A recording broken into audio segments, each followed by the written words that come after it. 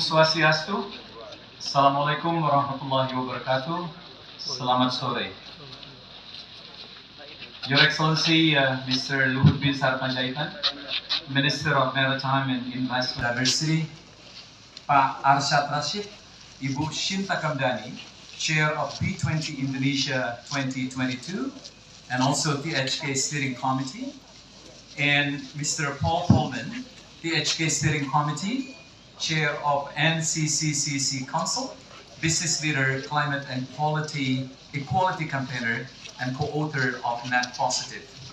Distinguished and participants, welcome to THK Forum Climate Road to G20 Dialogue, Making History for Climate Action, Unlocking Finance for the Energy Transition Oceans.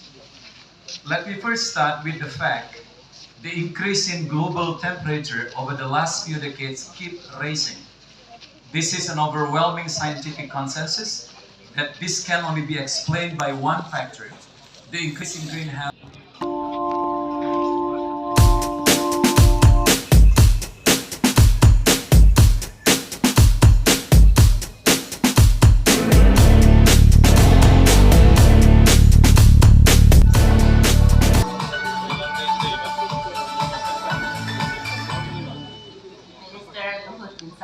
The Coordinating Minister for Maritime and Investment, Republic of Indonesia, Your Excellency Mr. John Kerry, the U.S. Special Presidential Envoy for Climate, and Minister Sakti Wahyu Trenggono, the Minister of Maritime and Fisheries for the Republic of Indonesia, of course, my Chairman, Bapak Arsyad Rashid, and especially Pak Bu Sherry Nursalim and Pak Tonto Yahya, the co-host from G20 Acara. I think it's nice to be here outdoor at the Acara Bali, isn't it? Why don't we give a big round of applause for them? And in advancing sustainable practices by promoting spiritual harmony between human, nature, and creation, which in the B20 translated into the mission to have an inclusive, innovative, and Is the Chairman of the Indonesian Chamber of Commerce and Industry, Kadin.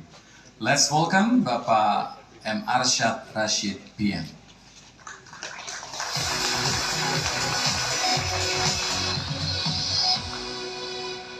Assalamualaikum warahmatullahi wabarakatuh. Swastiastu, Namo Buddhaya, Salam Kebajikan.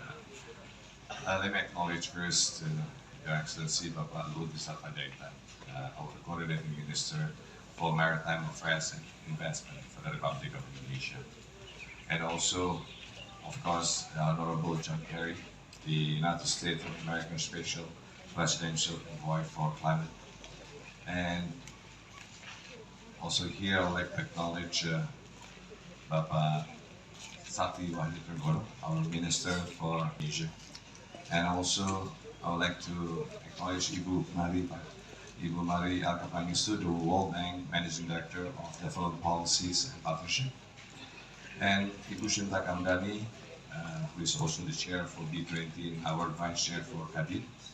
And also like to acknowledge Ibu Sherry. First of all, a very good afternoon. Firstly, on behalf of the B20 2022, I would like to heartily welcome G20 ministers, esteemed business leaders, distinguished participants. This meeting aims to foster collaboration between G20 countries, the private sectors, and all the stakeholders to generate meaningful policy and cooperation necessary for a just, affordable, and inclusive energy transition. The policy recommendation put forward today aims to formulate a public-private partnership that can also be adopted by other G20 countries and transform the world to be more resilient, inclusive, and sustainable in the post-pandemic decade where macroeconomy disruption and the triple crisis of climate and conflicts continue to affect the most vulnerable. Three Hitakarana dialogues work to foster collaboration across the global financial community with investors, donors, project developers, and His Excellency Bapak Luhut bin Sarpanjaitan, Coordinating Minister, co-host. Excellency Ministers, my dear friend co-host today, the Special Presidential Envoy for Climate, John Kerry, my seniors, of course. In military, he has so many, medal. I think for military is very, very important. The rest is number two. He also has three purple heart medal, which is, I should say, normal. One soldier got this one. Because he might be very courage, very brave soldiers during his active time. Distinguished delegates, ladies and gentlemen, first I would like to congratulate the three Acara Forum, G20, Kadin, Minister Ranggono. He's my old friend, been friends since we were still businessmen. Now he's one of the very most powerful minister in this country. Because 75% Indonesia consists of water. So he controls 75%. So the rest of minister control only 25%. And let me thank Applause for the Honorable Mr. John Kerry, U.S. Special Presidential Envoy for Climate of the United States of America.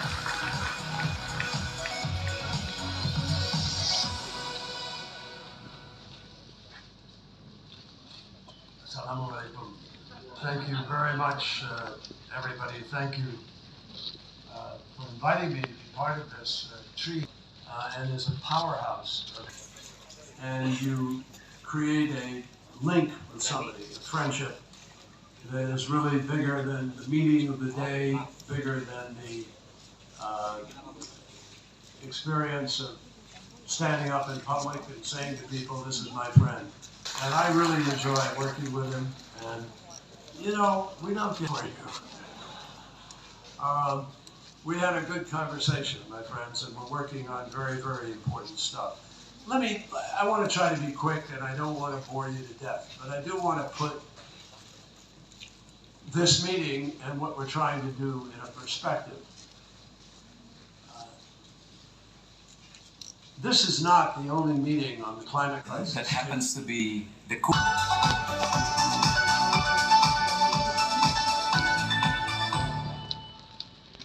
follow Special Envoy John Kerry and speak to you from his home state of Massachusetts, where it is somewhat earlier in the day than it is in Bali. But I am still pleased to be with you.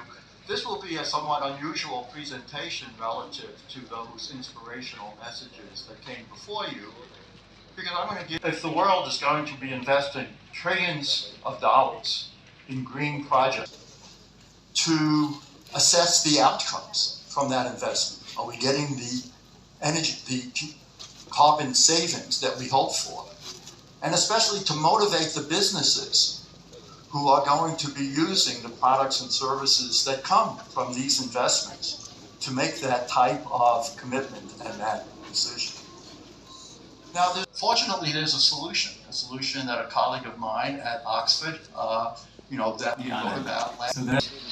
Ladies and gentlemen, we now continue with our speaker that joined us virtually. I will invite Mr. Jules Korstenhorst. The screen is yours.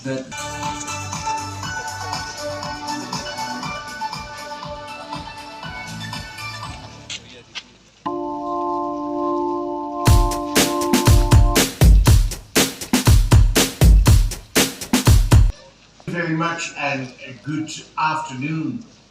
A special gratitude to Your Excellency Minister Luhut and Minister Trenggono for having me here. My deepest gratitude to Kemenko Marvis, to the THP and the PLN teams, and now to PCSMI for their collaboration with us under the auspices of the G20 project. As we all know, Indonesia is one of the fastest growing economies in the world. I regret not to be with you today in person, but I look forward to being in Bali in November for the G20. This is a critical year where Indonesia's leadership on climate and equality have been key. This has set the tone for the rest of this critical decade, where investments made to transition to a low-carbon energy system, tackle deforestation, and protect our oceans will define the growth and prosperity for generations to come. As many as you know, Indonesia has a special place in my heart. Your commitment to delivering the Sustainable Development Goals by using blended finance has created global blueprints for the rest of the world. You have a track record of delivering, reducing deforestation 5 years in a row, and now moving fast on the energy transition. Other countries must take note. This is real leadership. And yes, that doesn't happen in a vacuum. That is why I want to thank my dear friends Sherry and Pak Luhut for bringing us together time and time again to discuss these issues, to keep us honest and accountable. Now is the time to reinforce to every country, and just transition energy. While momentum continues to grow to invest in green projects, there is still a gap in financial innovation to bring fossil fuel infrastructure offline, especially to decommission coal-fired power plants. Unprecedented political leadership and momentum, and building on the expertise, research, and innovation of many others. Today's discussion will be Task Force Policy Manager, Senior Vice President Research and Technology Innovation of Pertamina, to share B20 policy recommendation. Ladies and gentlemen, please welcome Mr. Oki Muraza.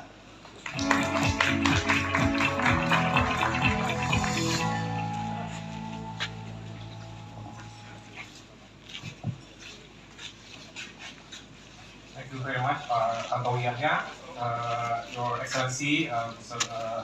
Luhut Panjaitan, Operating Minister of Maritime Affairs and Investment, Your Excellency, Mr. Saktiwati Priyono, Minister of Maritime Affairs and Fisheries, Your Excellency, was here with us, our Chairman of Nadim, Pak Arsyad, our Chair of G20, Nita Kamdani, Deputy Chair, Co-Chairs of G20 Task Force on Energy, Sustainability and Climate, distinguished ladies and gentlemen, very good afternoon, everyone. Before we start to highlight our policy recommendation, please allow me to invite co-chairs who are with us in person and also online. With us here we have Mr. Valentin de Miguel from ASEJER.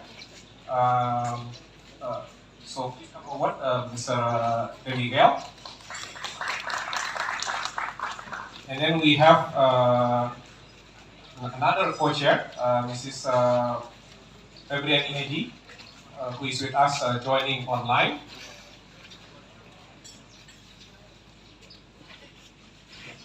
So before we highlight the policy that we have, and we go to deep dive dialogue session, please allow me to report the overview of policy recommendations and policy actions that we have. Our task force came up with 3 policy recommendations and 12 policy actions. The first policy recommendation is to enhance global cooperation on accelerating the transition to sustainable energy utilization by reducing carbon intensity of energy use through multiple pathways. There are 5 policy actions under this recommendation. First, to enhance the pace of energy efficiency improvement across the transport, buildings, and industrial sectors. Secondly, to progressively reduce the carbon intensity of electricity by reducing the emissions from coal-fired generations and accelerating the renewable energy deployment according to national circumstances. Third, to accelerate the mitigation of carbon emissions from hard to abate sectors. Fourth, to progressively enhance the quantum predictability and the ease of financial flows from the climate technology innovation by supporting startups, research universities with technology, just transfer knowledge, upskilling, and workshop. And fourth, to ensure sustainable practices of mining of essential minerals for energy technologies. The third recommendation is to enhance global cooperations on embracing consumer-level access and ability to consume clean and modern energy. There are three policy actions under this recommendation. The first one is to accelerate and grid-based electrification to expand energy access and to enhance economic prosperity. Second is to facilitate the adoption of technology by households, micro, small, and medium enterprises for efficient, clean, and modern energy utilization. And finally, to ensure broad basing of transition by addressing affordability barriers in developing consideration the energy security challenges and the circumstances of the different jurisdictions. So what are the recommendations laid out by the task force?